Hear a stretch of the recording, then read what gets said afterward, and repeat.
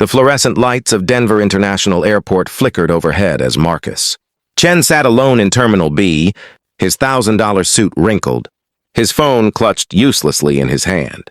At 42, he'd built an empire from nothing, a tech company worth billions, offices in 12 countries, his face on the cover of Forbes 3 times. But tonight, stranded by a snowstorm that had grounded every flight out of Colorado, none of it mattered. His mother's voice echoed, in his memory from their last conversation, 3 weeks ago. "You're so busy conquering the world, Marcus, that you've forgotten how to live in it." He'd promised to visit for Christmas. Now it was Christmas Eve, and he was trapped 2,000 miles away, watching families huddle together on airport benches while he sat isolated, surrounded by empty seats that seemed to mirror the emptiness inside him. The airport had taken on an eerie quality after midnight. Most travelers had either found hotels or resigned themselves to sleeping on the cold floors. Marcus couldn't remember the last time he'd felt so powerless. He could negotiate billion-dollar deals, but he couldn't make a single plane take off. He was scrolling through emails he no longer cared about when he heard the soft patter of small footsteps approaching. "Excuse me, mister." Marcus looked up to find a little girl standing before him, no more than 7 years old, with dark braids adorned with colorful beads and eyes that seemed too old for her face. She wore a purple backpack almost as big as she was and clutched a worn stuffed elephant to her chest. She was alone. "Are you lost too?" she asked, her voice small but steady. The question struck Marcus like a physical blow. Lost. Yes, he realized with startling clarity. He had been lost for years. Lost in boardrooms and profit margins, in the relentless pursuit of more success, more recognition, more of everything except what actually mattered. "I suppose I am," he said softly, surprising himself with his honesty. "Where are your parents, sweetheart?" The girl's face fell slightly. "My grandma was taking me to Portland to see my daddy, but she got real sick on the plane before we took off. The ambulance came and took her away. The nice lady with the uniform said someone would come get me. But that was a long time ago, and I don't know where they went." Marcus felt something crack open in his chest. He looked around the nearly deserted terminal, but saw no airline personnel, no security guards nearby. "What's your name?" "Zoe Washington." She tilted her head, studying him with those penetrating eyes. "You look sad." "Are you sad because you're lost?" Marcus swallowed hard. When was the last time anyone had asked him how he felt? When was the last time he'd let anyone close enough to notice? "I'm sad because I'm supposed to be with my family right now and I'm not. My mom is sick, and I kept telling myself I'd visit soon, but soon kept becoming later. And now," he trailed off, unsure why he was confiding in a child he'd just met. Zoe nodded solemnly, as if she understood completely. Then she did something unexpected. She climbed onto the seat next to him and opened her backpack. "When I'm sad, my grandma makes me hot chocolate. I don't have any, but I have animal crackers. We could share them while we wait to not be lost anymore." Marcus stared at the crumpled package of animal crackers she held out to him. Here was this little girl, alone and frightened in an airport at midnight, her grandmother in a hospital somewhere, offering to share the only food she had with a stranger. The simple generosity of it broke something loose inside him. "Thank you, Zoe," he said, accepting a lion-shaped cracker. "That's very kind of you." They sat together in companionable silence for a moment, munching on crackers. Then Marcus pulled out his phone. "Let's see if we can find out what happened to that person who was supposed to come get you."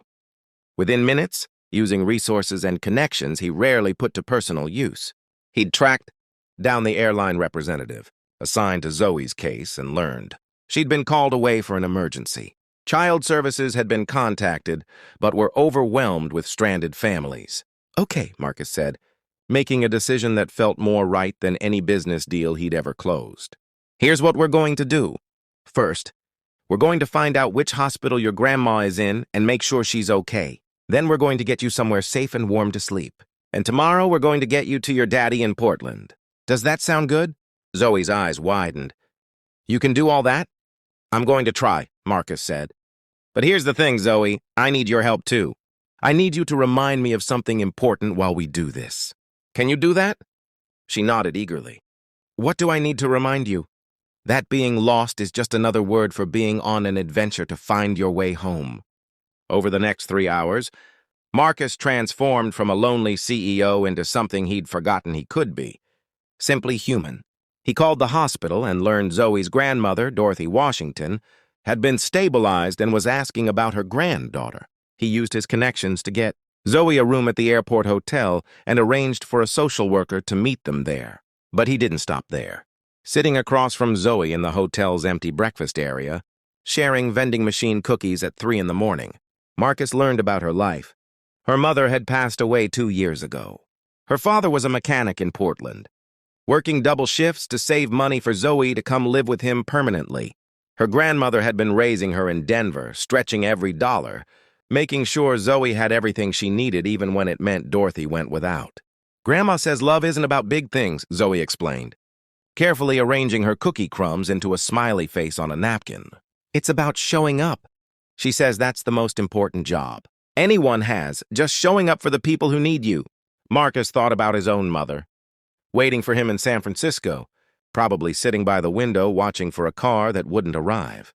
He thought about all the times he'd canceled visits, postponed trips, chosen board meetings over birthdays. He'd told himself he was building something important, creating a legacy. But what kind of legacy was it if he had no one to share it with? Your grandma is a wise woman, he said quietly. I wish I'd learned that lesson sooner. Zoe looked at him seriously. My daddy says it's never too late to start doing the right thing. He says every day is a new chance to be better than yesterday. As dawn broke over the snow-covered runways, Marcus sat in the hotel lobby while Zoe slept on a couch nearby, her elephant tucked under her chin. He made phone calls, sent emails, pulled strings he'd never pulled before, not for profit or power, but for this one little girl and her family. He arranged for a private medical transport to take Dorothy to Portland once she was stable enough to travel. He set up a fund to cover their medical expenses. He contacted his assistant and had her arrange for reliable childcare, support, and a scholarship fund for Zoe's education. But the call that mattered most, the one that made his hands shake, was to his mother. Marcus? Her voice was thick with sleep. Is everything okay? Mom, I'm so sorry I'm not there. I'm stuck in Denver because of the weather. But Mom, I need to tell you something. You were right. I've been lost. I've been so lost, and I didn't even know it until tonight. He told her about Zoe, about the conversation that had cracked him open, about the realization that had been dawning for hours now. I'm going to do better, Mom. I'm going to show up. Not just for Christmas, but for regular Sundays and random Tuesdays. For phone calls that aren't rushed and visits that aren't scheduled around board meetings. I'm going to choose the people I love over the empire I've built. Because Zoe was right, I was lost. But maybe finding her helped me find my way back. His mother was crying. So was he. When Zoe woke up that morning, Marcus had news. The weather was clearing. He'd chartered a private plane to take them both to Portland. Her to her father, and him continuing to San Francisco. But more importantly, Dorothy was going to be fine, and she'd join them in a few days. At the boarding gate, Zoe threw her arms around Marcus's waist. Thank you for being lost with me, she whispered. And thank you for helping me find my way home.